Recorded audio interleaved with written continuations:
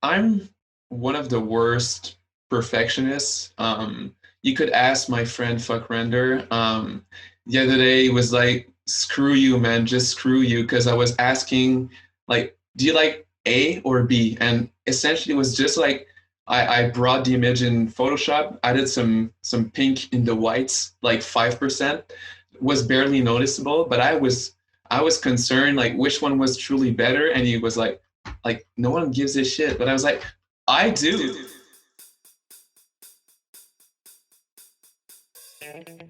Hey, what's up, everyone? I'm Jimmy Leach with Matthew Melia, and you are listening to the Not Network podcast. This is the show that's not about networking, it's about making friends. And today, our brand new friend joining us on the podcast today, Aeforia. Enjoy the show.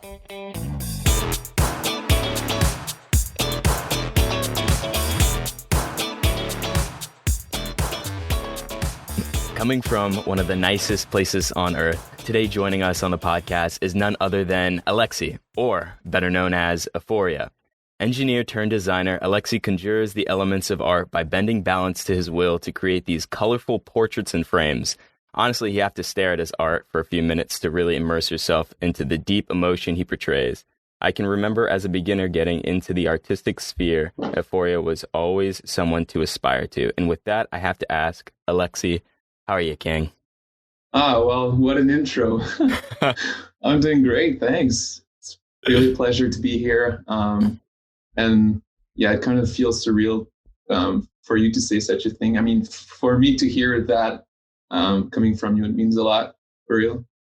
Appreciate it. Yeah, I was a little worried doing the engineer to designer. So what I could dig up on you is you were in school and you just actually finished your BFA, like I want to say like a year ago or like a couple months ago.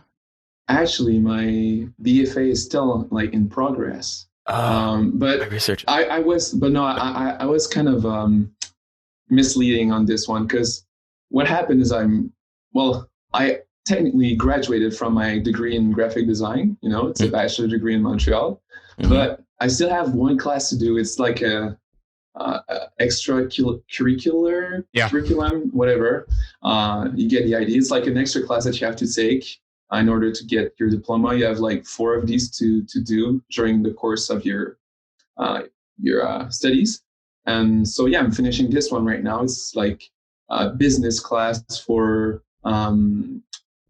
management of a small business. And cool. It's I thought it was going to be better than that. It's a bit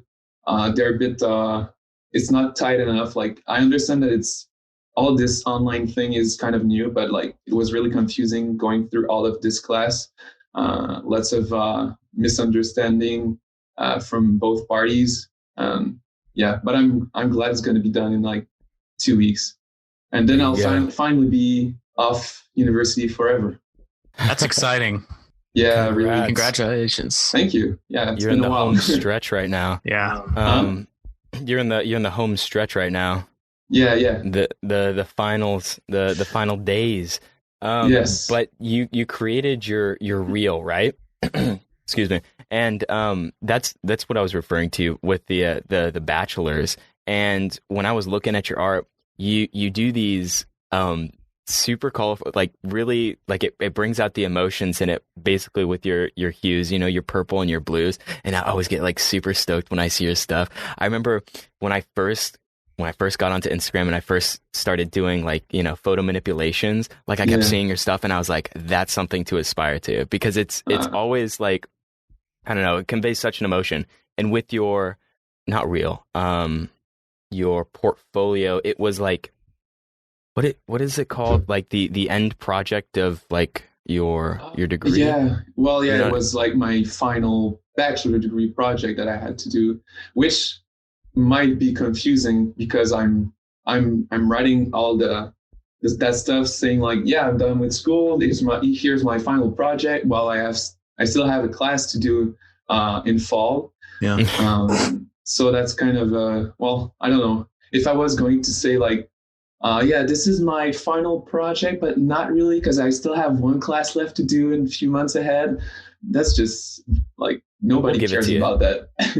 We'll give it to you. You're pretty. I think you're pretty much done. And with Yeah. it's so cool that you're doing a business, kind of a business extracurricular too, because that does it help with like freelancing as an artist or setting up and organizing, like, I don't know, your stuff, what you got to do and accomplish.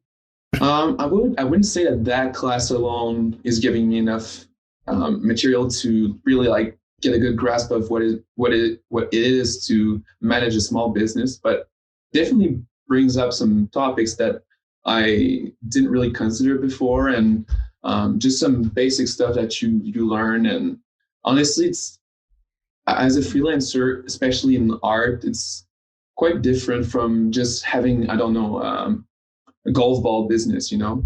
I don't have like stocks of items. I don't have like how suppliers. Well, it depends, you know. I'm mostly like in the digital realm instead of physical stuff.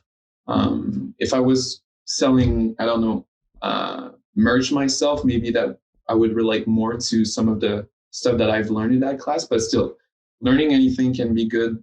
Down the line, you just never know when it's going to be useful. Wow. Is that how you kind of see the importance of university? Because I'm sure you've learned a lot about graphic design, obviously, but how much of it has been for your current work, and how much of it is kind of for the future? Well, my degree in itself, well, I actually, at a few occasions during my degree, I was really considering the idea of just quitting and going on my own, because I was like, well, you know, I was having some of those a bit like weirder classes that I felt like I was not learning so much. Mm-hmm. And on the other side, I was having some client work and some good traction on platforms like Instagram with Aeforia. So I was looking at this and being like, am I losing my time here? And funny enough, like last week, I've been really missing school because we couldn't end it properly. You know, it was my last semester technically, and we had to graduate online, which was absolutely heart-wrenching because I didn't go back to school actually since mid-March. So there's still like one poster I did that's still probably on the wall that nobody took down, and I had to go and grab it to keep it home, but it's like still there. Lots of stuff that was supposed to happen, big exhibitions that didn't happen, which is all like so sad, but you got to move on. And back to the question, I considered quitting a few times. Well, quitting, that's what you could call it. Dropping out, I don't know. Mm-hmm.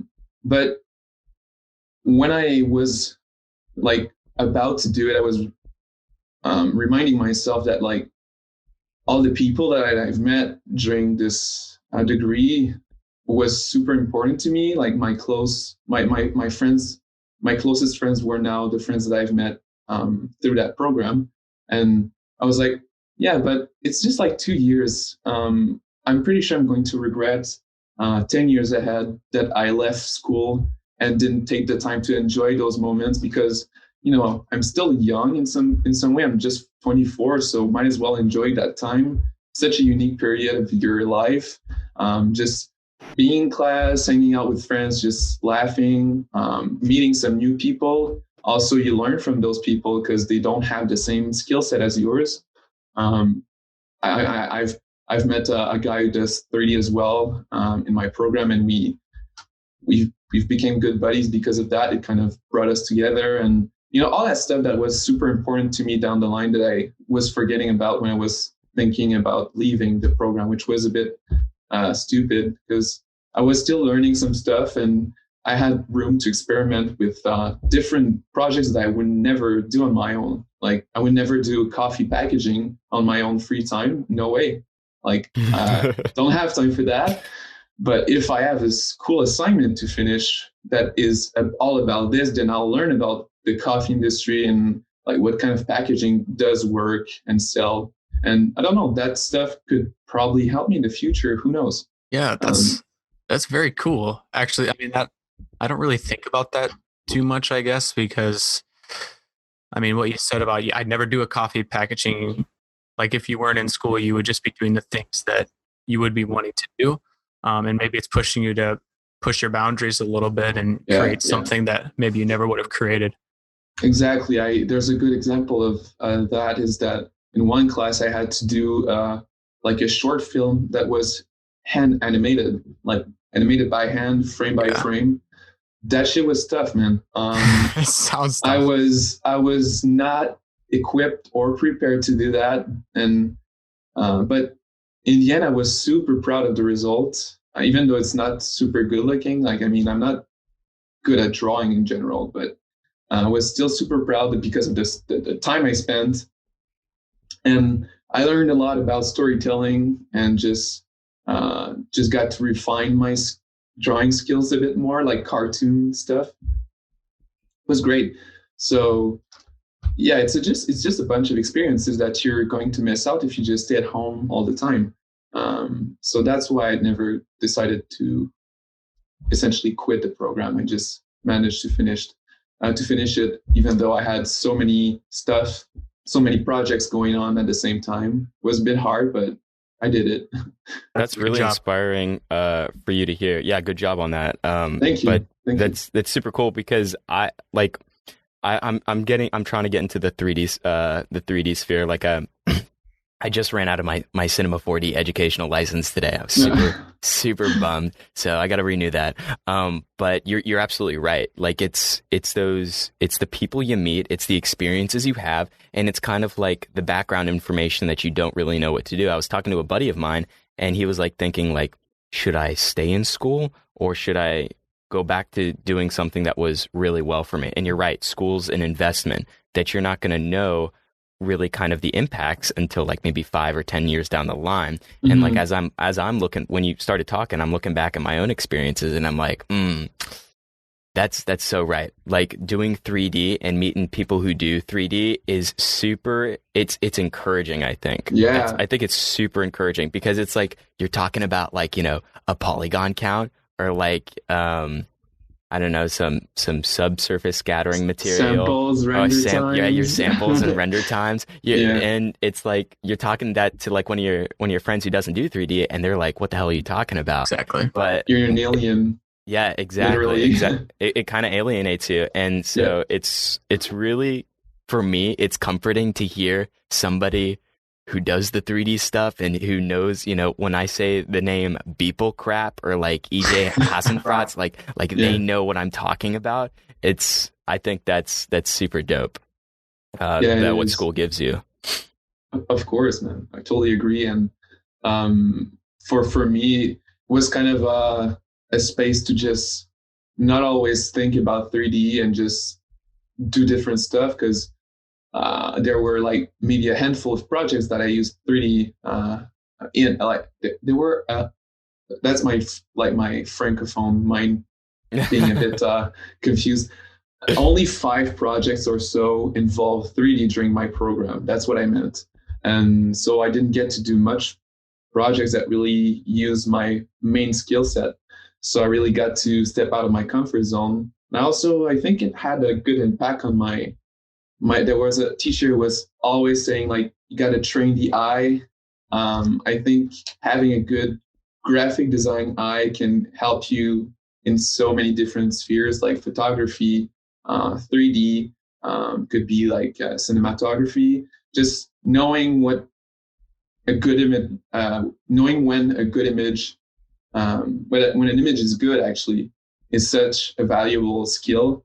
And it takes time to refine that eye in order to be able to craft those images and understand why they work so well, how they can be balanced in themselves and all that stuff. It's deep stuff, but it's so important. And I think not doing that degree would probably have led me to have a weaker eye, like a weaker graphic design eye, I guess. I don't know if that makes sense. Yeah, that totally makes sense. It would have been a lot rougher to get, you know, to perfect the image. And speaking about your images is like, you know, you can tell that all that all that work that you've done, like it's totally shown in your work too. Thanks. It's looking like, yeah, absolutely. It's through your models, through the little Houdini thing you did with your project. It's like the materials you mix with it. It's like everything is coming together, and it's just making the picture. Your composition, your movement, your animation. I was looking on your Instagram and looking through your animation, and I was like, through the years, it's just improved greatly, from the simple linear keyframe to, the easy ease. Yeah. And it's cool to see that. It's and you're totally right with grabbing other applications and combining them. It just amplifies your skill and what you want to do. Yeah. There's a, Ira Glass, the Gap quote. Repeat that. Heard of that? Have you ever heard of Ira Glass? I'm not sure. I'm not able to picture it in my mind. Gotcha. He's this like radio host for NPR, and he talks about that there's this gap that artists have, and that when they work on something, they have, they could think they have good taste. They think they know what a good image looks like, but when they're in the works, yeah, you know what I'm talking about? Yeah. When they're in the works, it doesn't look like it, and it takes I that still work. feel that way. Yeah. Oh, absolutely, all the time. It's sometimes it's a hell of a pain to get one image to work well, and I mean, I sometimes have an idea in my mind. The result, it takes some time to match what I was imagining, So I felt that way when I was starting out, and I still feel that way sometimes when I'm working on different projects. Just like, how can I make this happen? I just don't know how. And eventually you find out, which is awesome. But you gotta put some work. Definitely to make it come to life. Yeah, it can be grueling, especially when you have that idea already in your mind, because whatever that idea is, that's your view of perfection for yourself. Yeah. Which is always, always unattainable, because you're going to have to make some sort of change to it, or something that you can't quite figure out to make it exactly what you saw in your head. So there's always going to be, like Jimmy's talking about, that gap. And it's, like you're saying, Alexi, very frustrating. Yeah, of course. How do you get over that? Because I've seen, like, you're also doing stuff with your collaborations, which also I'm super impressed with. Alexi has so many artworks that are mostly collaborations with a bunch of other people, and it's like y'all's artistic chops have just like combined and doubled. How do you get through that when like working with somebody, or even just kind of working with somebody? How does that process work? I'm one of the worst perfectionists. You could ask my friend Fuck Render. The other day he was like, "Screw you, man, just screw you," because I was asking, like, do you like A or B? And essentially it was just like, I brought the image in Photoshop, added some pink in the whites, like 5%, was barely noticeable, but I was concerned, like, which one was truly better, and he was like no one gives a shit. But I was like, I do. Exactly. And so he said, well, B. He finally chose, but that's hard sometimes. So when I'm doing collaborations, it's like, it's always hard to be like, well, it's not good enough yet, especially when you know that the other one spent so much time on it. But most of the time I say it, I'm like, we're not there yet. I feel like it's missing something. And so as a result, there's a collaboration I'm working on since summer that has been ongoing. From time to time, we go back into it. And I was like, it's not there yet. It's not there yet. And can you try that out maybe? And also me on my side, I'm just never sure of what I'm doing. So I keep trying out stuff. Hopefully in 2022 it's going to be out. I'm excited. Wow, that's super exciting. Yeah, no, it's going to be out this year for sure. 2021. Yeah, nice. at most. But how it feels being in the collaboration. There's that, but there's also the fact that, like, the people I choose to collaborate with is people I trust a lot. I trust their artistic approaches, and I trust their judgments, their judgment. And so there would be a guy with 1 million followers who would approach me. If I don't feel his style or her style, I'm not going to say yes. I'm going to find a weird excuse of how busy I am, and that I'll take note and I'll reach back. You're so kind at that. Yeah, so you suck. No, I won't say that. And so I don't care about like the person's status. If their work is super dope and feels like it could connect with mine, I'm 100% down. And because when you do a collab, you get to learn a lot about the other person's process, and that can be really inspiring. You also get to share some files. So it's always cool to see how the other person is working in Cinema 4D, as an example.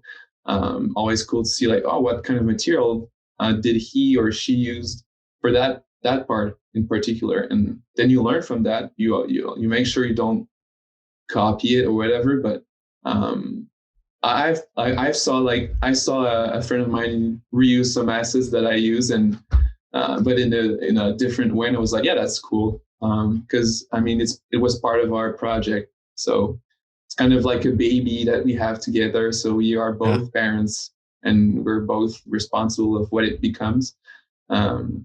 So I don't know if that was still in sync with the question, but I honestly forgot what the question was, but I like what you said. I'm really digging what you're saying. Oh, yeah, cool. So your collaborations are awesome. Like, sorry, no, you were still talking? I was just about to say that, like, but don't forget your question, of course. I was saying, like, if you have a creative block, usually it's easier to get out of it with another person. So usually the collabs, that's why I do a lot of collabs, because it just goes so well in general. Like, except that one is not going bad, but I mean, it's such a tricky one. It's one of the most complex pieces that I've been working on. So it's taking forever, but usually it's more like, well, here's the idea that this is how my style will come in, and this is how yours will come in. And it's usually done in like 2 days, and we're good to go.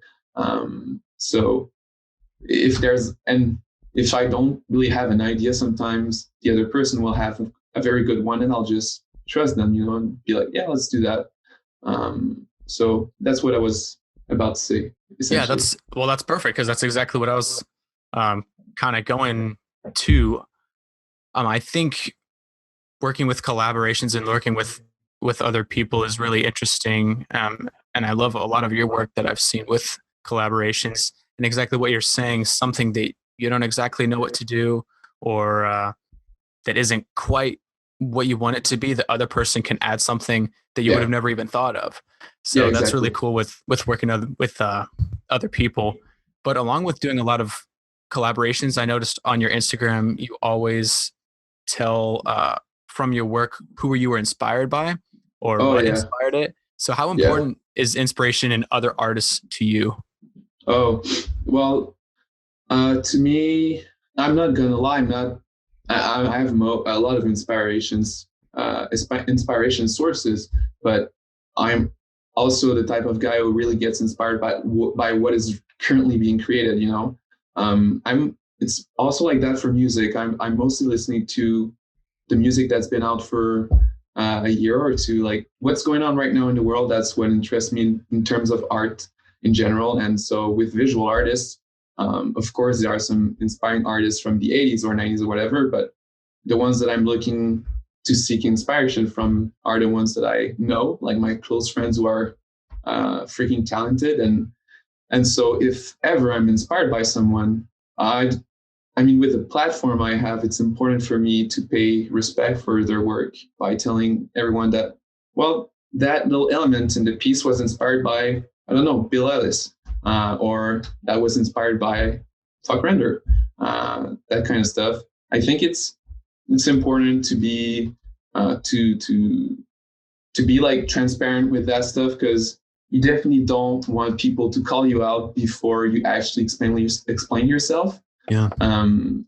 Because I feel like also that, well, like when I am inspired by someone and I mention it, usually I like to think that my piece is not a copy of their work. It's just that you notice one element or one choice that, oh, it reminds me of that person's work. But sometimes some artists are just blatantly copying other people's work. The lighting, the composition, the colors, all that stuff. It's just like, it's so obvious. Like, why aren't you stating that? And they claim it as their own. They did it themselves, but I mean, they certainly got their ideas from somewhere. Yeah, it looks a lot. It's I cringy. can think of a recent thing that happened with some 3D artist with their got copied from some music singers, from some K-pop people. And Blake.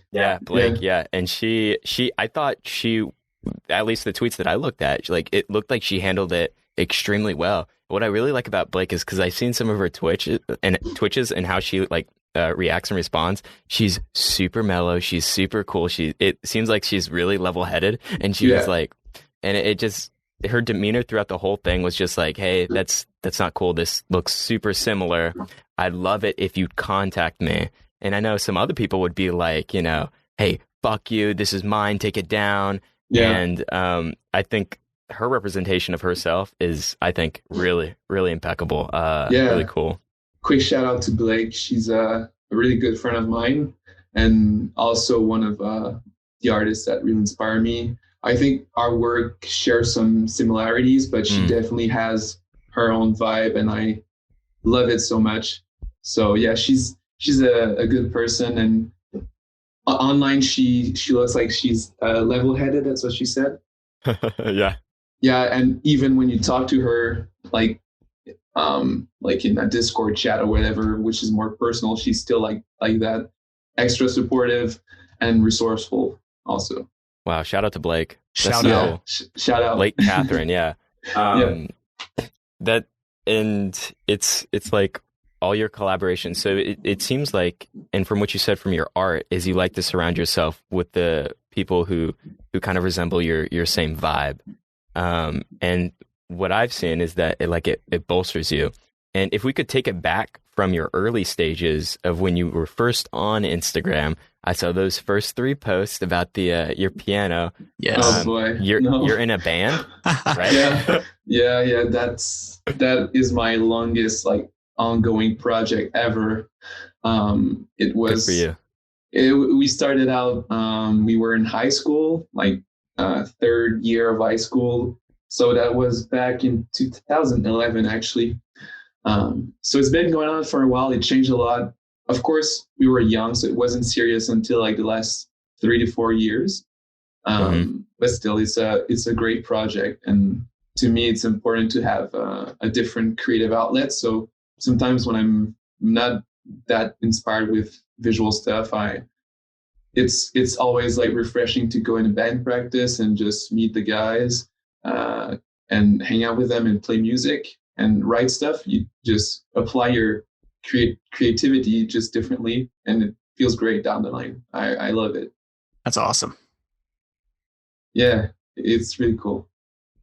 There's Matt, I'm not musically inclined. I have no rhythm whatsoever. But Matthew over here, he likes to drum, and I'm interested in kind of the parallels that you make with, because we actually on the podcast, episode 4, we had this editor, Jordan Orm, and he edits music videos, and he does like he matches like the temp. He's a drummer too, and so he matches his cuts with not the beat, but like other things that kind of form the story for a music artist's perspective. So I'm wondering from what you do, and not just like, because you said that you did other things other than 3D, but has playing in a band influenced, in what ways has it influenced like your 3D art career?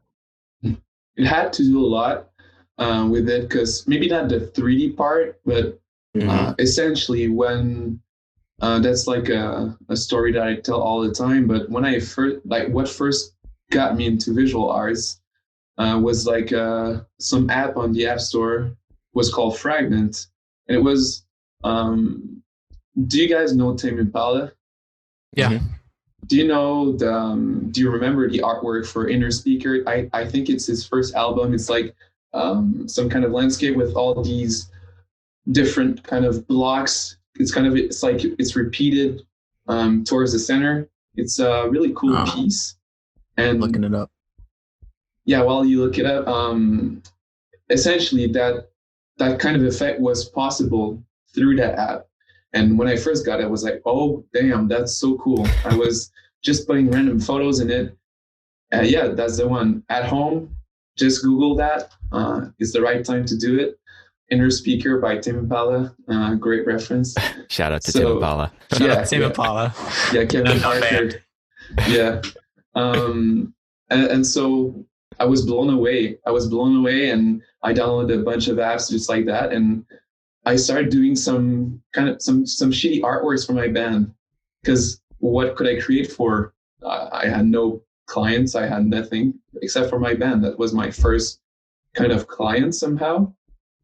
So did some stupid looking stuff and was super pumped about it. I don't know about stupid. If you're referring to your earlier posts on Instagram, those are good. What are you talking about? Oh no, I deleted a few of them. Oh, you deleted a few? Yeah, but is this the stuff you posted on Twitter? I posted a tweet this week in response to Fuck Render's post. Yeah, I remember that. Those are images that I never released, and they were like some of the first visuals that I've made.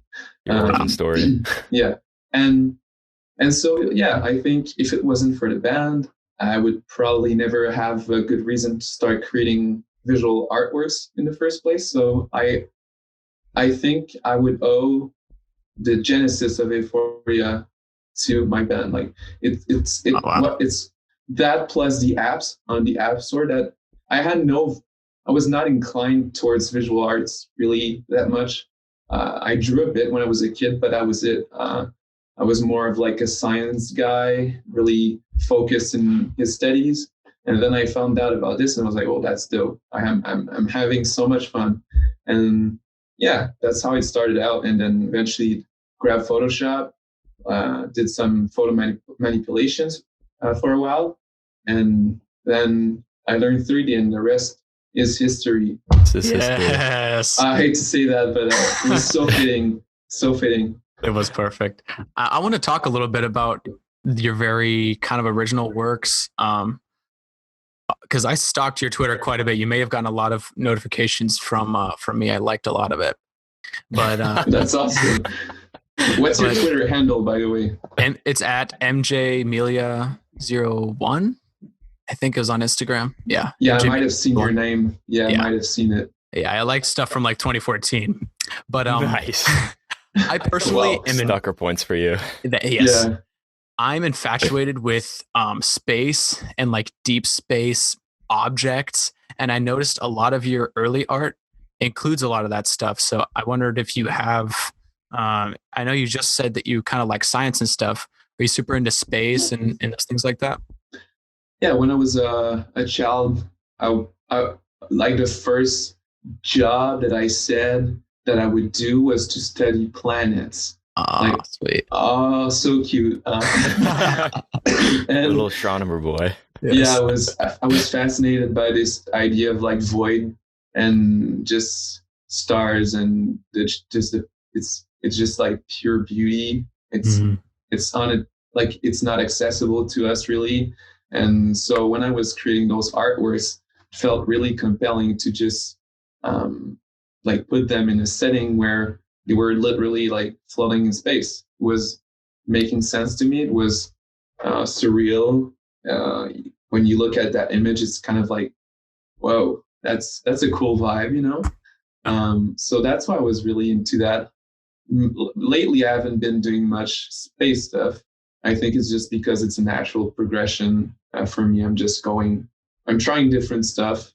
I try not to limit myself to one particular recipe. That's for sure. That's cool. Speaking of growth, one more shout out to you, Alexi. It is almost your 6-year anniversary of getting 500 followers on Instagram. 500? Nice. 500. Oh my So- God! Not that post. Yes. Oh no! It was almost 6 years ago. And shout out to you because now you have over 102,000 followers on Yeah. Instagram. I think Wow, that is congrats. very Thank cool. you. So God, snaps I'm for you. Thanks for all the praise, guys. Wow. Absolutely, Totally, dude. We man. got to gas you up. I mean, if you're 100%. here. I appreciate that. Oh, that post is funny. If anyone is listening to this, just go back, try to find it. It's obnoxious. It's like a poorly made montage with a huge 500 on it. Yes.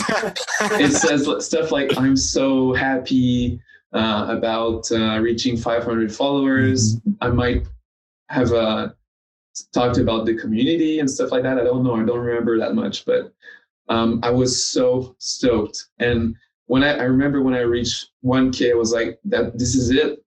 Like, this is as good as it gets." Yeah, I was like, wow, what could I ask for else other than that, you know? Wow. That was awesome. That good old days. So how has that journey been from 500, or I guess from 0 to 500 to 1,000 to now over 100,000? What is that like for you? It was a slow and steady race. It's not a race, but that's how I would picture it. I mean, it took a while before it took off. I think until like 2017, I still had like 10K followers. So I feel like if you're not there yet, you're not gonna get the opportunities. Somehow time and I don't know, destiny. I don't believe that much in that stuff, but it might have something to do with like when you're ready for something, you will be more prompt to get it. And so at that time, I was so down to get client work, so down to, I don't know. At that time, I was wondering like, oh, when am I going to blow up and stuff like that? And if it, like in retrospective, I'm like, if I blew up back then, that would have been the worst thing that would ever happen to me, because I would probably just have settled on that style that I had because this is what made me blow up. And that style was fine, but it's not as personal and creative, I guess, and unique to me at least than what I'm doing right now. So it was slow and steady until 2017 when I actually started to be more serious with 3D. When I started to find out about my style, all the characters, and eventually from that, I got reposted by pages like Adobe, Abduzido, Fubiz, like huge pages. I was like, whoa, this is crazy. And eventually just took off. 2019, still growing. And there was the filters thing on Instagram that also helped. When I first created the Instagram filters, it was during the beta version. And so I think I was like one of the only people in Montreal, along with Fuck Render, to do filters at the time that were actually on Instagram. And because I didn't find anyone else, we were like about 500 people when I joined that group on Facebook. And so I think I was really lucky with that. I was privileged to have access to that early on, and it brought me so many new people to follow my work. That helped a lot. Like I'm thinking like 15 to 20K followers maybe. So that's extremely huge. I didn't expect that. Also, fun story. I got reposted by I think he's a Mexican YouTuber and he's quite popular. His name is Screamo. Scream and AU, so Screamo, I don't know, Screamo. He shouted me out in a story, and overnight, I got 10,000 followers from Mexico. Wow. They were all like, "Oh my God, I love your work. I found you through Screamo and stuff like that." And when he did the shout out, I was not aware of what was going on, and my notifications started going crazy. So I started DMing those people, and like I was like, "Where did you find out about my work? Where does that come from?"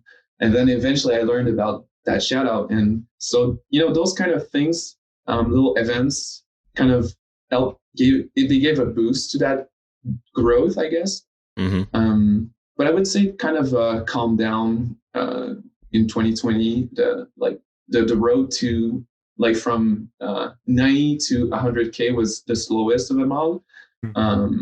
But at this point, it's not like I mean, I love that more people find out about my work, but if you just focus about that, it's gonna affect your creativity, because it can be sometimes hard to accept that like it's not gonna grow as much as it did back in like 2 years ago. So you gotta be chill with that and be thankful for all the people that are actually supporting you, because I mean, having such a cool audience, honestly, it's so rare that I have to deal with like negative stuff. So rare. I get some weird DMs, but nothing like hateful towards me. That happened like 5 times maybe, and so I'm thankful for that, and having some supportive fans that I know they're always showing up. And when I share something, that's just surreal. I can't believe like people take time of their lives to just give a like or buy a print or do some supportive stuff showing up in my lives. Don't know. That's so weird to me. But I can understand. I do it with some artists that I love. So yeah. It's cool. It's like you're giving out good vibes, and so you're getting back good vibes. Exactly. And that's I how like it to works. think so. Yeah. Yeah. It's like a whole little circle thing, and Circle of vibes. circle Yeah. of vibes. This is going down in history books. Exactly. Circle of vibes. Yeah. Copyrighted. We're quoting that. Yeah. So with your followings, and you're saying that like that's not the main purpose you're doing, right? You're doing your artwork for you. And when you get those followings, and when you said earlier, like, you know, I want to do collaborations with people, I want to do stuff, I want to actually do work and, you know, get paid good money for it. Yeah. How did the connection to Young Gravy get it? Because I remember when I saw the Gasanova album, I was like, this has a certain kind of feel to it. I wonder what it is. And like after like a week on Instagram, I saw Aeforia. Oh, he has this little model guy, and he put the glasses and everything with it. And from what I understand, that was also a collaboration with other artists that has been amalgamated, or however you say that word. So you're wondering like how it happened, essentially? How'd you get thrown into to the Young Gravy album? Yeah. So far it's probably like the biggest artist I've worked for. Like if you just consider like Spotify monthly listeners, that's probably the biggest. Actually was so super casual. He actually DM'd me on Instagram and he was like, "Yo, your work's dope. Would like to work with you." I'm like, who is this guy? Like I never really heard about him before. And then I look into him and I'm like, damn, he's huge. He has some like really popular and like engaging songs, to say the least. Very funny stuff. And yeah, overall just a very funny vibe. And then we hopped on a call. He talked to me about his idea. And I was like, yeah, having you sculpted like that is out of my skill set, but I know this guy who could help us out. If you guys have like the right budget, I can make it happen.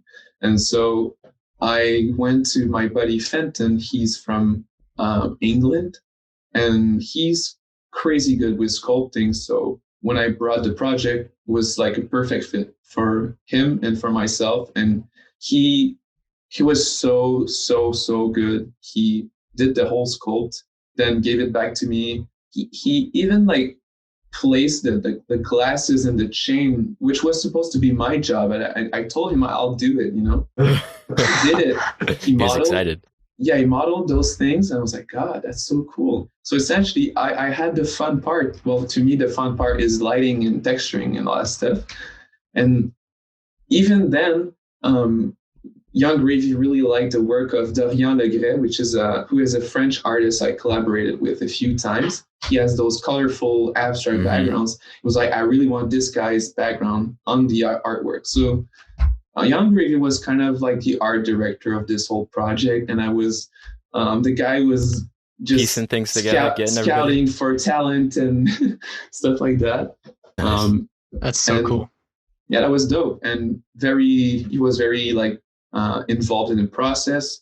And then Danya just let us use an unused piece of his, and I corrected the colors a bit because there was a lot of green, which I was thinking was not super fitting with the like the warm colors and the blues on the statue.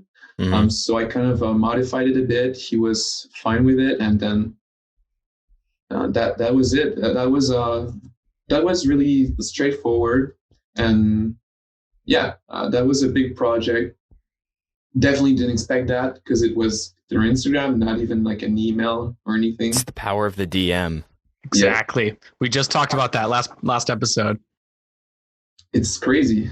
We love DMs. Yeah.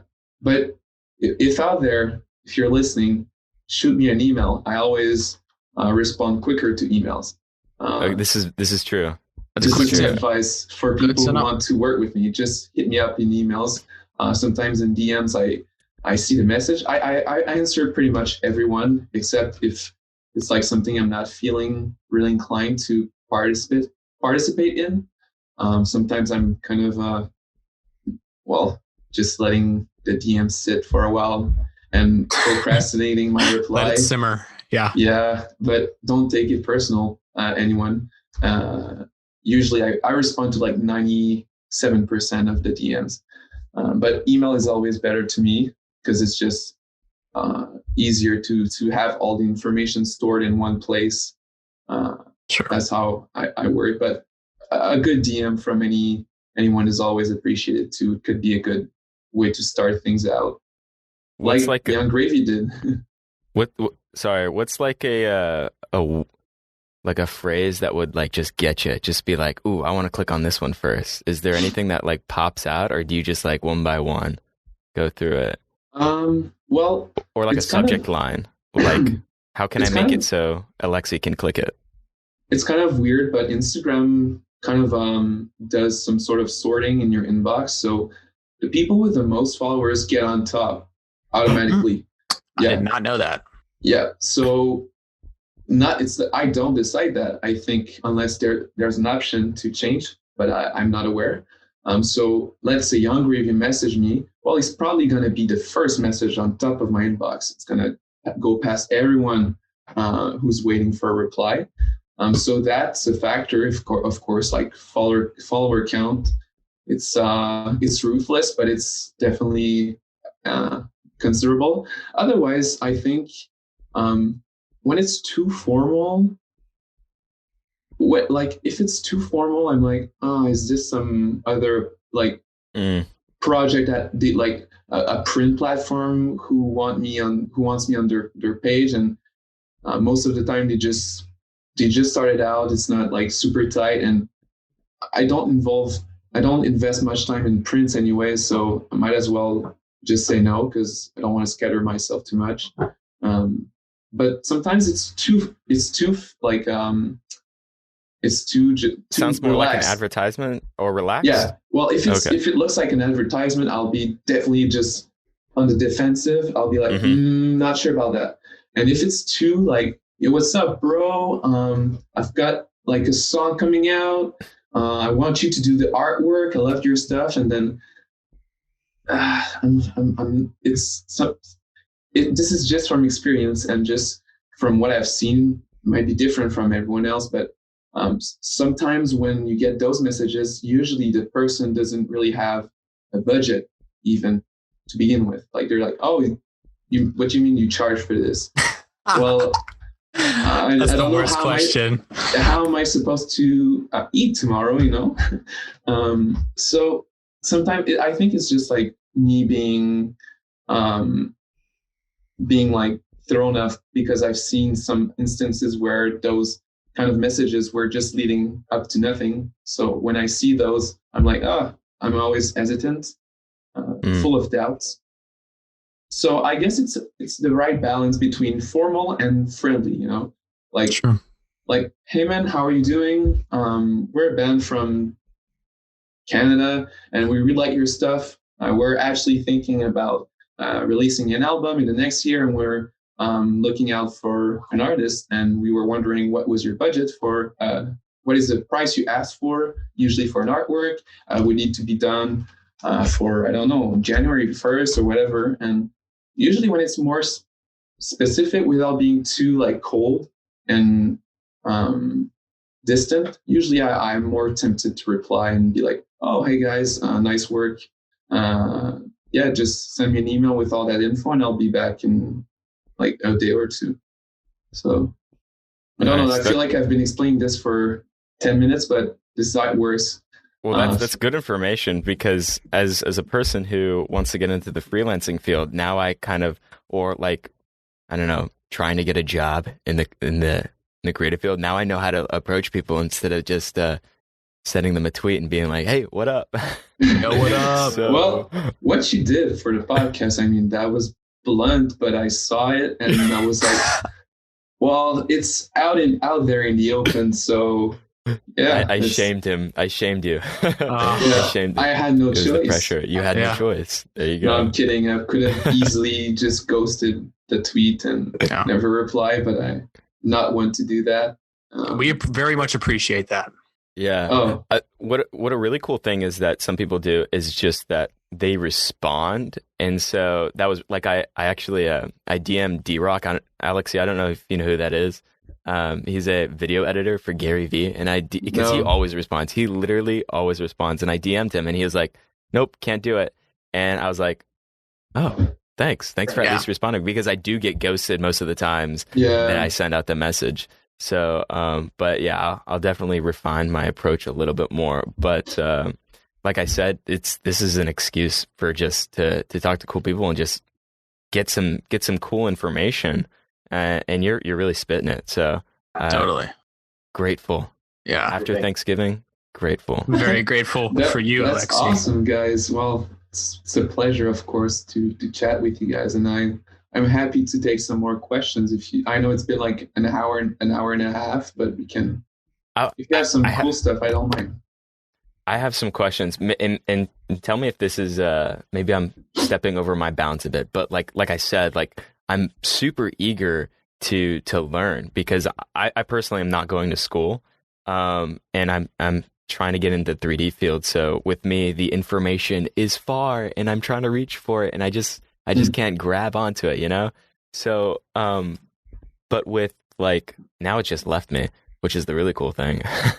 So it goes, when you're freelancing, or when you're just communicating to clients, is it mainly them coming to you, or you going to them? I think most of the times where I went to the client, like let's say an artist, it never worked out. Artists showed interest, and I was like, yo, I'm stoked. Even started working on some stuff for, well, that was really early on in my career. That was like in 2014, 15. There was an artist who I approached, and he was like, yeah, I would love you to make the album art for my next release. And so I got started with it without even signing anything or just agreeing upon a price, which resulted in me getting ghosted by this guy, who I'm not going to name because it's not necessary.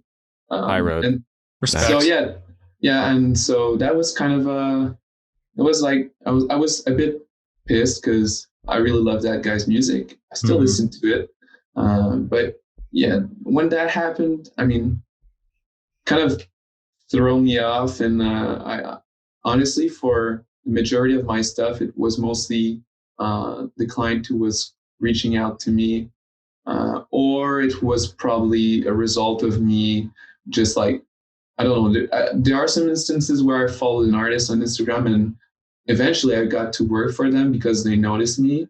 So that was kind of an odd scenario, but it happened. So I think in that case, I'm the one who probably went for it somehow, because I followed them in the first place. And then if I didn't follow, they might have never heard from me, whatever. But usually it's mostly, the client who comes. and Gotcha. ask for something. Cool. I've always just kind of wondered that because just getting clients and people to work, it can be a little difficult. It's hard. Yeah. At first, it was like plain desert, man. I'm feeling the desert, Alexi. I am feeling the desert. Yeah, it is hot. What I like to think, if you don't mind me here, what I like to think is, I think it echoes for something that I said earlier, is that sometimes it's just better to maybe like focus on getting some money elsewhere. In the meantime, just focus on your craft. And I feel like once you're like at a certain point, it's kind of weird because I was told that by another artist and I was like, that's bullshit. But he told me clients will come in one day. They will come in. If you find something that's unique, they'll make sure to find you and they might reach out to you. And Sure. not to say that your stuff is not unique. I'm not saying that, but I mean, it's easy to get like bummed about the fact that I'm still waiting for clients and it's so exciting. You want to also get to work with people, but sometimes just keep refining your stuff and eventually it will work out. I like your candor. I like your candor with me because I'm glad you're not just feeding me shit that I'll just be like, oh, something will happen, because, you know, when somebody's young and they're still learning the craft, you know, like you've reached a certain prestige and, you know, you've really honed in your style, which everybody, like you said before, when you had that style earlier with photo manipulations and then you've developed it into 3D stuff, it's like, it's something that's like, it's like, wow, that's dope as fuck. You know, it's so cool to see and look at. We're trying to do this little segment on the podcast. It's called Explain This Tweet. And though I sifted through, this is a what is it? A call out to Sean Evans, or a shout out to Sean Evans, a callback. Callback. There we go. Callback. Sean Evans. Have you ever seen Hot Ones? Yeah. I know. Yeah. So they do this like explain the gram. I'm doing explain the tweet. So here we go. I sifted through all your Twitter and it was really cool and I saw some interesting stuff. But what I'm really wanting to know is how did the Aeforia profile picture come to be? Because I think that's just so fun. It's like his face and then it has like this sad smile. Oh God, yeah, that's recent too. I've had it for maybe a few months. It was during the summer. I don't remember exactly why. Are you sad? Not really. Okay. Just a little. I mean, everyone is sad in some ways. I get my sad days like everyone else. I was chatting with a friend of mine. She's someone from my program, and I think like there was some joke about maybe me being sad, or like an artwork of mine being sad, or I don't remember the context, but I remember I did like a screenshot of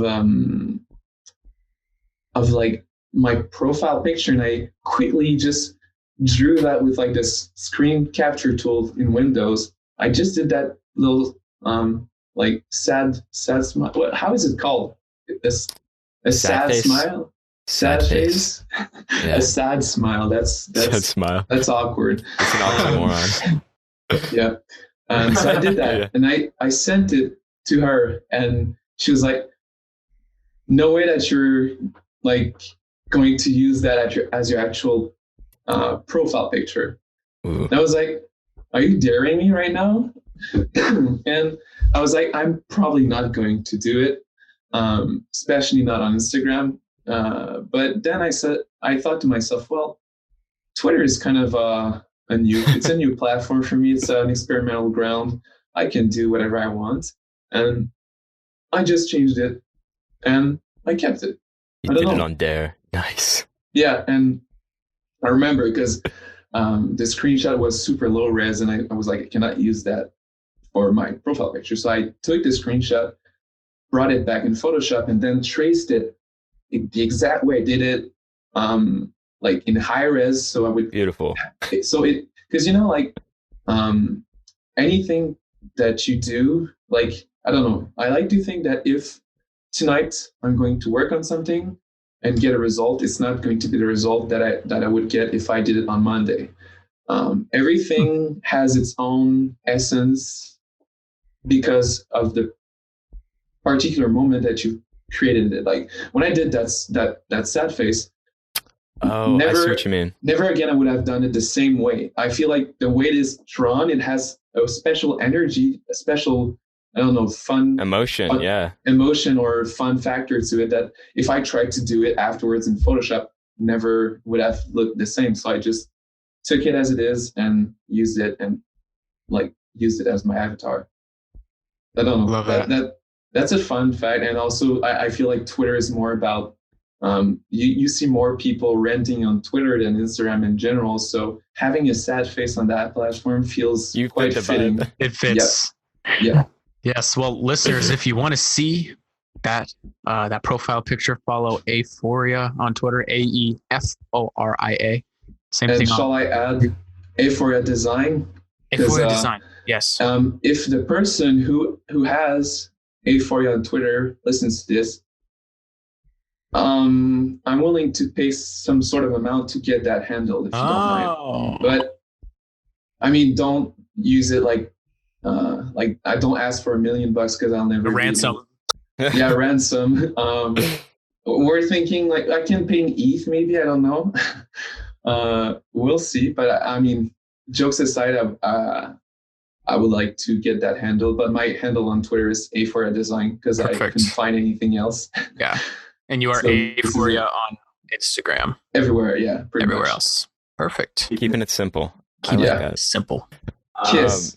Keep it simple, stupid. Perfect. Kiss. Mwah. Yeah. One chef's kiss for that. Yes. Kill me. Before we end this, I also got a final question that is just off the top of my head. Where did the name Aeforia come from? That's a classic.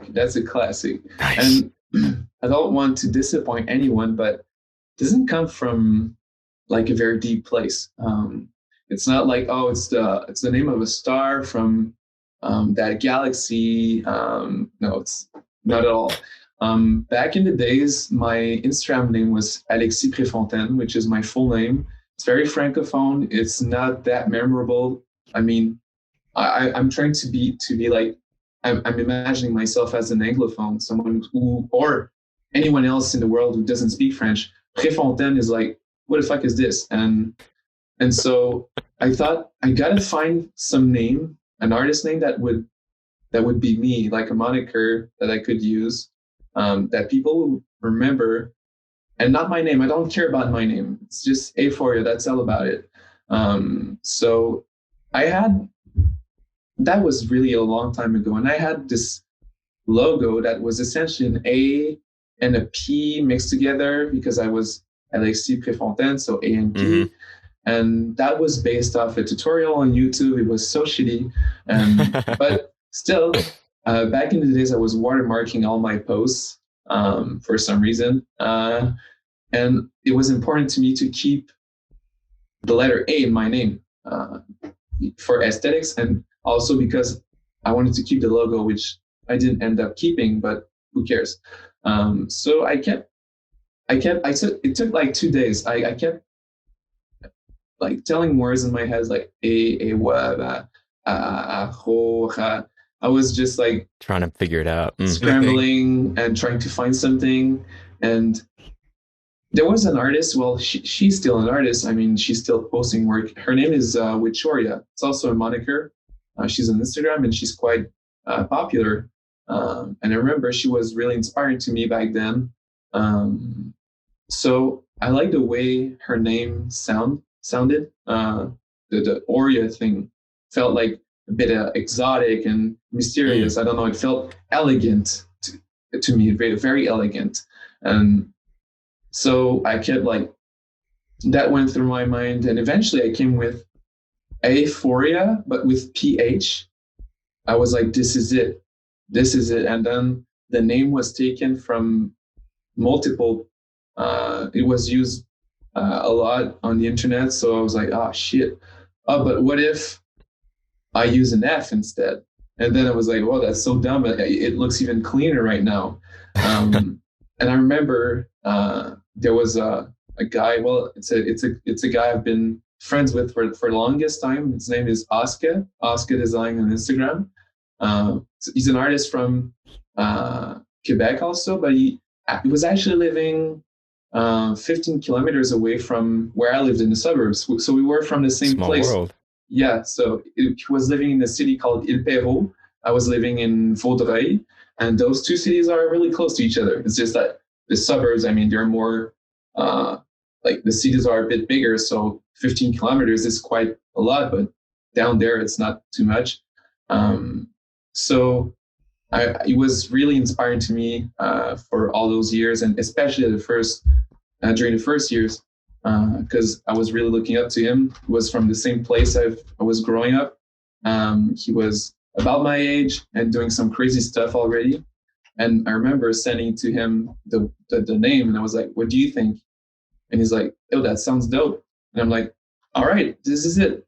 It's going to be Aphoria. So if he said that name was shit, would never have been Aphoria. So thank you, Oscar. You're a great Good guy. friend. Yeah, shout out to good Oscar. friend. Yeah, great artist too. He's amazing.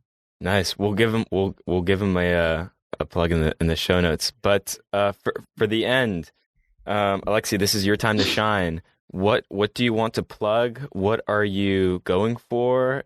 Give the folks what they want to hear. How do they find Aphoria?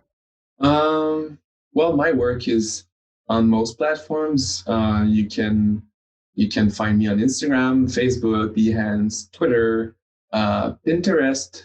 It's recent, but also Pinterest. I'm not like I'm accessible. I mean, you can just send a DM and I'll most likely respond. Always be happy to do so. Also, if you're a 3D artist, an aspiring 3D artist, just remember to be patient and to keep working on your stuff. Be your own critique. If you don't feel like if you feel like you've already found your style and it's your fifth artwork, it's probably not your style yet. Just keep going. And that's an advice for you guys. For my own plug, I don't like to plug my stuff, but I have always some new projects coming up. I've got some cool, well, I have a cool 100K giveaway to do. I mean, I wanted to do it before Christmas, but it was a bit too short. So I'm going to do it early 2021. It's going to be the first self-released hoodie designed by me. It's going to be cool, but I'm not saying more than that. It's going to be a surprise. So stay tuned for that. Yeah, it's the first time I'm announcing it to the world. It's in this podcast. Wow. What an honor. Yeah. I feel so grateful right now. Yeah. I'm so stoked. That, stay tuned. I know lately I've been posting a lot of my older work because I've gotten into this crypto art thing, which is also something you'll check out. You need to check out, and it's awesome. And I'll come up with some new stuff very soon. I have a lot of projects that are just waiting to be released. So yeah, just find me there. We would love to have you on again sometime later when you release something else. I think we could probably have a lot more to talk about. So that would be a pleasure. Thank you, Aeforia, for being on the pod. So this is technically the end of the podcast. However, after the fact, we started talking to Alexi a little bit more and started finding out his origin story. And he wanted to share a little bit more with y'all. So here you go, Alexi's origin story. Essentially, I had this music project for the longest time, but I was not, it's like, to me, music was of course, like one of the bigger goals, but I was also aware that it was really hard to like break through in that field. So in high school and elementary school, I've always been some sort of try-hard student who was always aiming to get good grades and stuff like that. And so to me, I graduated with like scholarship in physics, and I was like, yo, that's my thing. I like science. I'm good at math.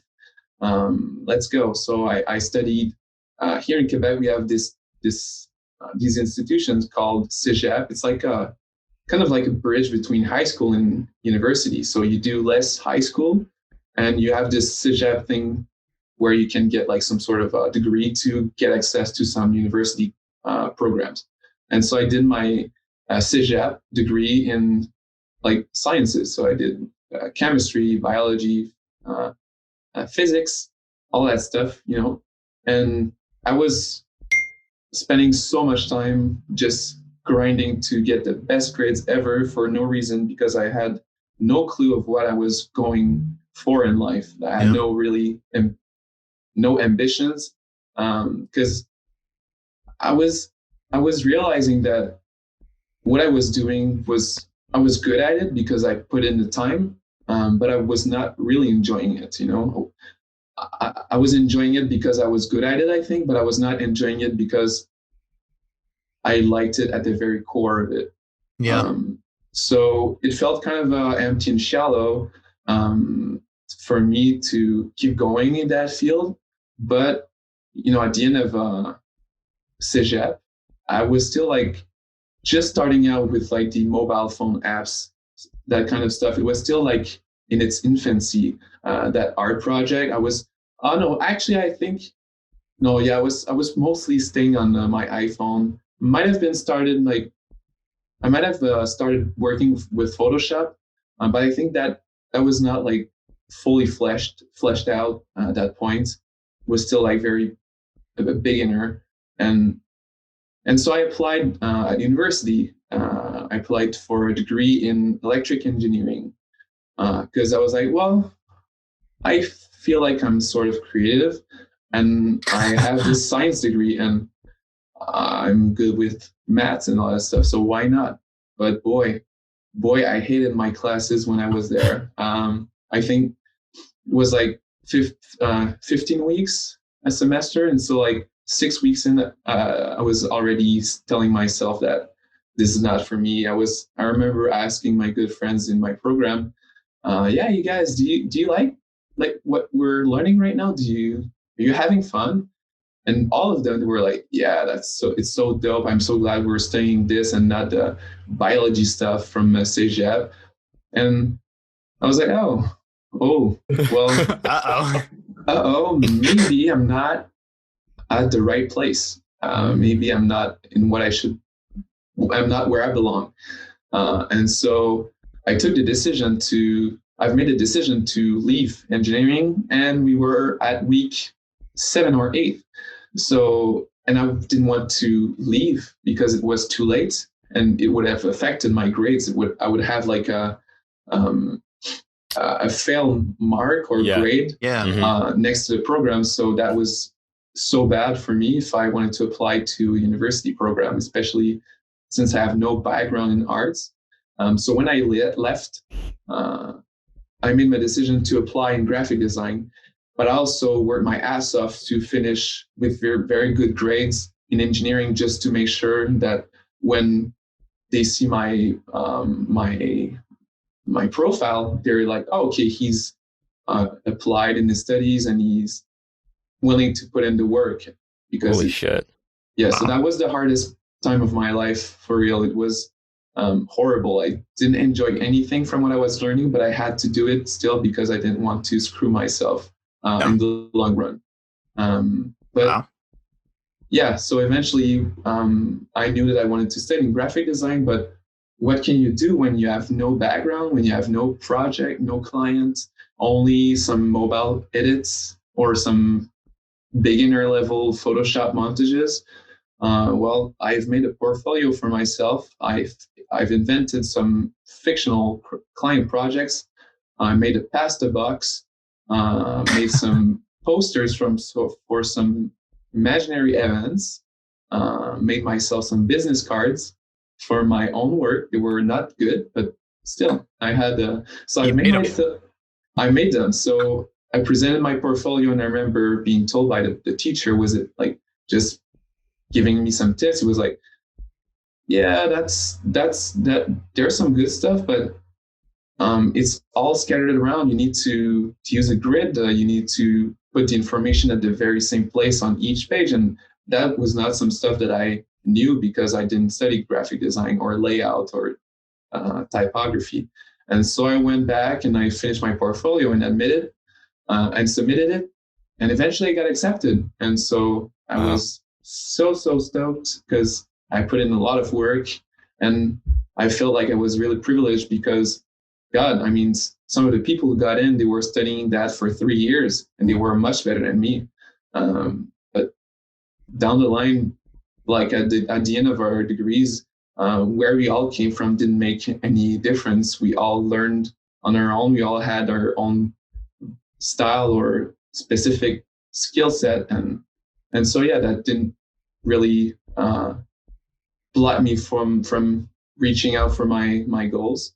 And so that's how it kind of happened. It was really unexpected. I remember telling my parents about it. Like my mom, when I told her, she was like, well, I told you that you should go in some sort of artistic program. I always told you. And I was like, oh, really? And wow. Didn't notice, I guess. And then I told my dad, and he was like very skeptical. He was like, you know what you're going for, right? You know that this is a much harder field and that you might not get as big of an income than if you stayed in engineering. And I was like, yeah, I know, but I don't like engineering. So why would I care about the income? Like it's going to be what I do every day, because when I do something, I just do it every single day. So might as well do something that I enjoy. And he was like, well, if you're going to do that, promise me that you'll be the best at it. And I was like, whoa, Dad, that's kind of hardcore to say, but I'll promise you that I'll try my best. And then from that point, it became, well, both my parents became my biggest supporters. Oh, wow. But my dad kind of shifted a bit, and he's even like following some artists like Stuzor, Fuck Render, Beeple Crap. Oh, wow. Sometimes that's awesome. during dinner, he's like, yeah, I don't really like the Beeple Crap right now. I don't like the tits on Kim Jong-un and stuff like that. Like nice. That's just fun stuff. You should like it, no? And it's like, no, I prefer like the one where he's with the sunset and the small person, and so he's like, he really likes the old people. So people, if you're watching this, my dad prefers your old stuff, but I personally like what you're doing right now. So yeah, that's how it happened, and was kind of a scary decision because, of course, art is different than studying engineering, and engineering was promising for the fact that like it was mostly like 100% sure that I would have a good income right from the start. But I mean, it's not all about money. And right now I'm able to live from my work. I haven't got like, I didn't work for anyone else than myself for 3 years wow. already. So, and it's been the best job I had so far. And so, yeah, honestly, if you have a gut feeling that you don't feel like you're in the right program, or you're not doing the right thing, just remember who you're doing it for. And if it's not for yourself, it's probably not worth it, unless it's like, in the situation that you're learning a program or something like some skills. If you're learning something, it should be for yourself and not for anyone else. But in some other life situations, doing some stuff for others is also great.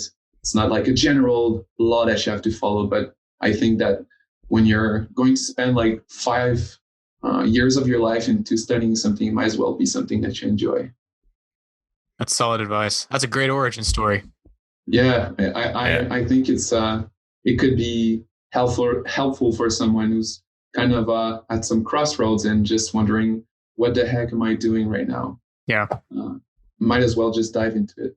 Yeah, people definitely should realize that going into art is always going to be a risk for anybody because, like your dad was trying to warn you, it may not work out, and there's a good chance that it won't work out, that you won't Yeah, be able to make enough money to live. But at some point, you just have to dedicate the time. Like you said, you're going to have to make yeah, some sacrifices, and you'll make it. You put enough time into it and enough yeah, effort. yeah. I'm totally taken back. I'm I'm in awe right now because you fucking grinded. That's a hard ass grind. Like I hung around with a Certified bunch grinder. like I've hung around with a bunch of nerds who were like, we're doing engineering and science and stuff, and like I was with them, but I was not on the same like brain level of them. And if like you pushed through and you went through that, like that's difficult, and still did your practice arts and stuff like that and learning on your own. Like mad fucking props. Yeah. Thanks, man. Yeah, was a hard period of like it was a hard period at sometimes because I remember being exhausted because I also had like a summer job where I was a junior graphic designer in a company, and I remember it was like was waking up at 6:45, driving I don't know 45 minutes, and then going into my job, and then at the end of the day I would come back home at around 6 p.m., have dinner with my parents, and then go back upstairs and create renders on my MacBook Pro until like Wow. 2 a.m. and then rinse and repeat. Wow. Start over. Yes. Damn. So that was in 2017. So the grind didn't stop really. Like it wasn't a different. It's just always a different type of grind.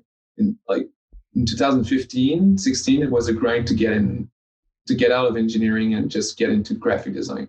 And then it was the 3D grind. And then right now it's just a grind to make sure that I spend my time correctly and that I keep evolving and not settle on anything. So it's just a different battle every day, but it's worth it down the line. Yeah, it's your battle, so you're gonna love it.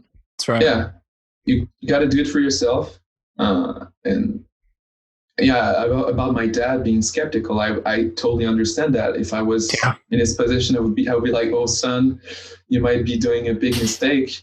But I think in his heart, he kind of knew that I was super hardworking because I was already spending like he was telling me that my homeworks were kind of like my how would you say that, like my escape, kind of my escape from. I've always been finding myself to just lose. I always try to lose myself in work, and sometimes it helps me just get through some stuff. And so when I was, instead of just like I don't know chilling, I was just doing some homeworks and ignoring everything else and working on myself and my knowledge. But it was no difference with art. It was no difference. Sorry. And it was kind of my place, my haven to just be focused on myself. Yeah, my zone. So whenever I'm traveling or out of my room, I feel like the need to just go back and work on something. It's like the astrological believers would say it's the Capricorn in me. That wants to work all the time. But yeah, I've always been like that. So I think he was worried, but at the same time, he knew that I would put in the effort. Like there's no secret. There are some stories of like instant blowups, but that's just a tiny fraction. And that's luck. Most people, they get where they get because of the work they put in. And there's nothing that can really beat that. If you put in the work and you spend that time properly, because you could also waste your time, but if you put some time and you do it like properly, it's gonna improve. You have no choice but improve if you do it right. Yeah. Damn. Yeah. Well, Alexi, you are a certified grinder. You are officially part of the Knot Network, so welcome. Thank you. And this was great, man. Yeah, I totally don't want. I know we're 7 minutes over your dinner time, so I know you must be pretty hungry right He's now. famished. Honestly, I forgot about my dinner. It was just so cool What a great talking with you compliment. guys. Yeah. Yeah, dude, I'm super like I was coming in here like already pumped and shit. But now that I'm actually here, and now that you went through your whole origin story, now like I am gassed. Like Yeah. I'm gonna be once I get my C4D license back, It's on. I'm gonna Yeah. Just for real. don't For real. compare yourself too much to others, and just like everyone has their own stories and everyone has their own challenges, and so focus on yourself and you'll see. You never know where it could bring you in the future. It could be full of surprises. True that. Whatever it is, I'm stoked. Yeah. I'm pumped too. stoked. I am inspired. Well, I'm glad that you guys are inspired by what I said. I feel like it's just, to me, it's just, yeah, this is what I've been through. It's your A day in the life. life. Yeah, but it's always appreciated when I hear that, or messages from people who say that they started 3D because of my work, and I'm like, are you serious? Like, is that true? Because I remember telling that kind of stuff to the people I love, and I'm like, well, yeah, I guess it's just a cycle, and so that person that was inspired by me is going to inspire someone else, and so on. And I think there's some beauty in that. And so yeah, quick shout out to everyone who's just aspiring to do this this job. It's a great one, has its own challenges, but it's honestly it's so fun. Yeah. Your imagination just blossoms, and because it's 3D, it's your own world, and that's what makes it better too. Yeah. Is just everything. It's like you said, you're like kind of like a perfectionist. So it's like it's your world and how you interpret it, and then that being expressed with other people, and then it inspires, and then it's just like a chain, a reaction of people. Yeah. And you said earlier that you don't fuck with fate. Is that which I found? That's what you said, right? Well, Destiny. I think destiny. there's I think I sort of believe in that, but I also think that like there's no destiny if you don't work for it. Like destiny is like nothing's gonna happen out of nowhere. If you, and that's mostly like for like, I don't know, work related stuff. I know some accidents can happen in life, and that is like out of your control. But stuff that you can control is like, if you're, I mean, at the same time I say that, but I also feel like I gotta acknowledge that I'm privileged to have like supportive parents. I've had the chance to get some help from my dad when I built my computer, my first PC, and all of these things I have to acknowledge for, because some people I remember they say they're from, I don't know, a country, maybe like Iran, where it's like the political context and the economy is not as good. Like for them, thinking of spending $50 for a plugin is like nonsense. Yeah. And so I think like if you have access, if you have the privilege to have access to the tools and the means to achieve your goals, don't just, if you want to do it, don't ruin it. Just grab the opportunity, because you got that privilege, and so might as well just embrace it and do as much as you can with it, because some other people, they don't start at the same place as you, and so yeah, some have to work harder to get to the same goal as someone else. So I think even though I'm saying all that stuff, that like you are the one in control, you also got to acknowledge that some have it harder, and I salute the people who keep grinding through the difficulties and the hardships. Like I know like some people have been dropping out of high school and still managed to get success in this field, and And so, that like, that's important to just be aware of that stuff.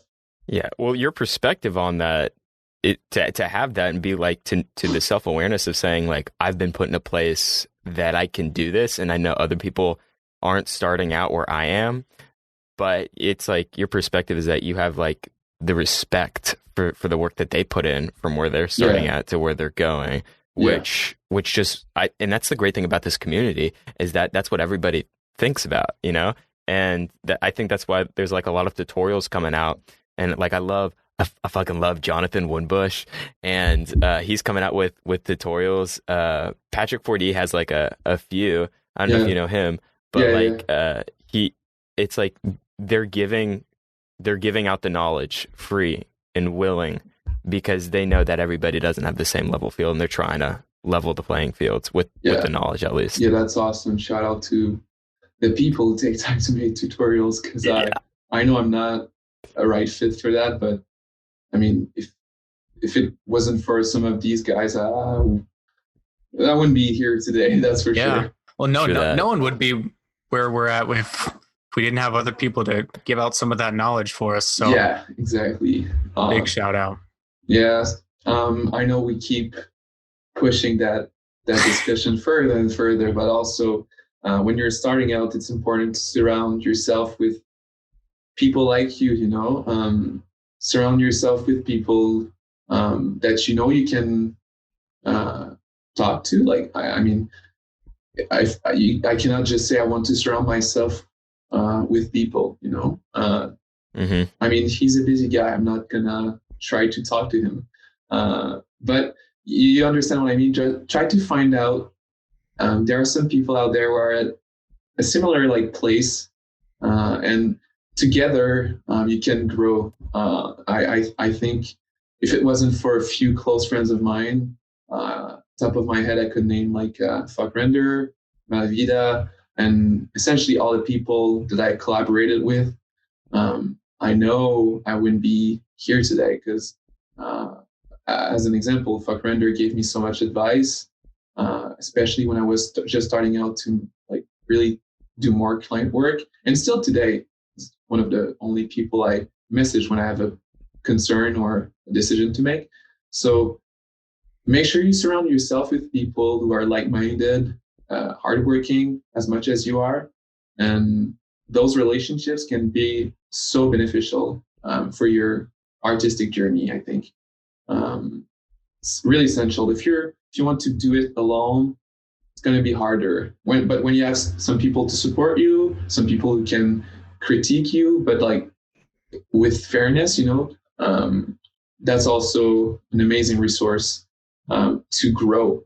Because having someone who can judge your work with a similar eye as you, that's precious. You have to take it, you have to enjoy it, and just I think that's a good advice that I would have.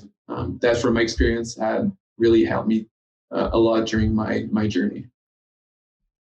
Yeah, that it's funny because you keep talking about like different things, and then they're relaying back to things that you said earlier. And I remember, and it's like when you do collabs and you filter like the person, do they fit my vibe? I mean, that's exactly what you're saying. It's like you're putting specific people in place because you know that you're going to influence them and they're going to influence you, and you want that influence to be a good thing, not something that's going to hinder you.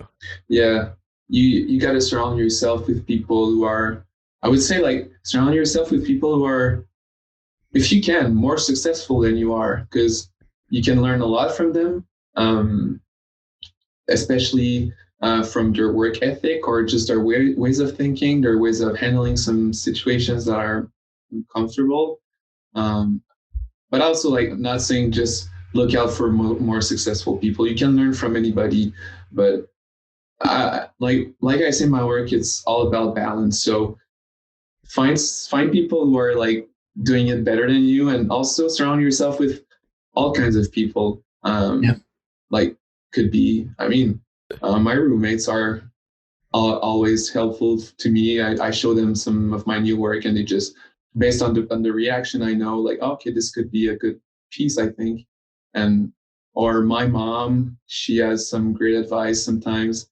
My dad also, when he says like, yeah, that piece was not as good as the other ones, I try not to take it personally, but I try to understand his point too. Yeah. So yeah, not like it's not all black or white, of course. So I say stuff like, oh, you should do this or should do that, but also you got to remind yourself that it's a balance of all those things. But yeah, just surround yourself with positive and hardworking people, no matter how big they are. Just hardworking people and also humble people, I guess. Yeah, that's also important. That's a great catalyst for success. Hey everyone, thanks for listening to the podcast. Hope you enjoyed the great vibes that Alexi brought. If you missed where to find him, we have literally everything linked in the show notes. Go look at them. If you have any comments or want to connect, hit us up on Twitter. And don't forget, we're not networking, we're making friends.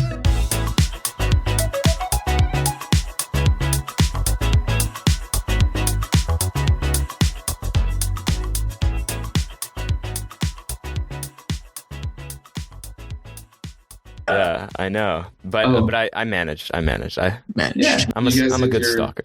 Yeah, you did good research. You were well informed on my past and all that stuff. So appreciate you guys just taking the time to stalk me thoroughly on Instagram and Twitter as well. Totally, it's always appreciated. And yeah, that's about it for me. Awesome. If you're listening, you're cool. Yeah, that's about it. That's the best thing you could say. I want to leave the listeners with one last quote that I heard several years ago that you said a few things that reminded me of it, Alexi. Yeah. That an artist does not fail unless he quits. So it could take 10 years until you get that thing that you're talking about, Alexi, where you find your style and the clients start coming to you. It could be 10 years, it could be 20 years, it could be 40 years. Mm-hmm. But the only time that you can ever fail is when you give up on yourself and you never find that style. That hits home, man. Yeah. So keep going, guys. Keep going. Yeah. Use Alexi as an example. Yeah. Just honestly, just go back to my first Instagram post and hopefully it motivates you. It's a journey. Yeah. Cause I mean, I know it's like the end of the episode, but I literally started from nowhere. I had no background. I didn't have any artistic formation or some sort. It was all by my pure interest into the medium. And so if I can do it, anyone can do it. Like you just need to sacrifice a lot of your time. It's not easy. It's really hard. But down the line, if you're enjoying it, it's the best job in the world.